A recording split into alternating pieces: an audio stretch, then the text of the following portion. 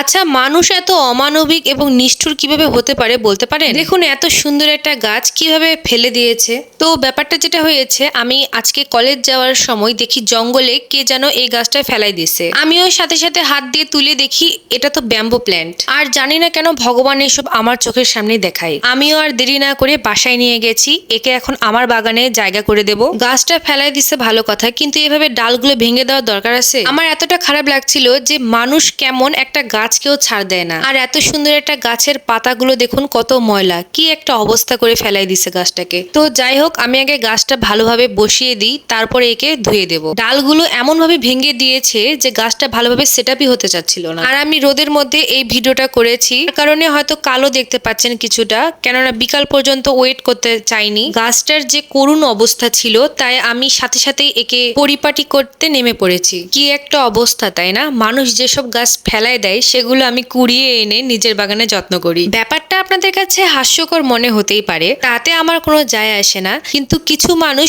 পেয়েও হারিয়ে ফেলে, আবার কেউ না পাওয়ার যন্ত্রণায় ছটফট করে, আফসোস করে। আসলে গাছ কিংবা মানুষ যেটাই হোক না কেন, যত্ন করতে পারলে রেখে দিন, আর নয়তো ছেড়ে দিন, কিন্তু এভাবে ফেলাই দিবেন না। তো যাই হোক, গাছটা আমি শেষমেশ সেট আপ করতে পেরেছি, আর একটা লাঠির মতো দিয়ে দিয়েছি, নয়তো গাছটা পড়ে যাচ্ছিল। আর এটা যেহেতু লাকি বাম্বো অর্থাৎ ইনডোর প্ল্যান্ট, তাই আমি এটাকে ভেতরেই রাখবো। সিঁড়ির উপরে রেখেছি, দেখুন কত সুন্দর লাগছে না? কিন্তু এখানে রাখলে আবার মা বকা দিবে, তাই কিছু আর করার নেই, নিচেই রাখলাম। দেখুন, ছোট্ট একটা গাছ যেটা মানুষ ফেলাই দিয়েছিল, সেই গাছটিকে সুন্দরভাবে যত্ন করে লাগিয়ে দেখুন কত সুন্দর লাগে। আমি তো এখানেই বসে পড়েছি, এই গাছটাকে ছেড়ে আমার আর উঠতে ইচ্ছা করছিল না। আর গাছের নাম লাকি ব্যাম্বো, হঠাৎ করে পেয়েও গেলাম আমি, এটা ভেবে আনন্দ লাগছে। আর গাছের নামের মতো আমি যদি ভাগ্যবতী হয়ে যেতাম তাহলে কতই না ভালো হতো।